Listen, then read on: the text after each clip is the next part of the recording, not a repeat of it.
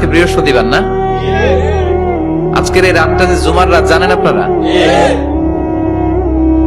আমরা বাংলাদেশে মনে করি জুমার দিন শেষে যে রাতটা ওইটা মনে হয় জুমার রাত, আসলে ওইটা শনিবারের রাত।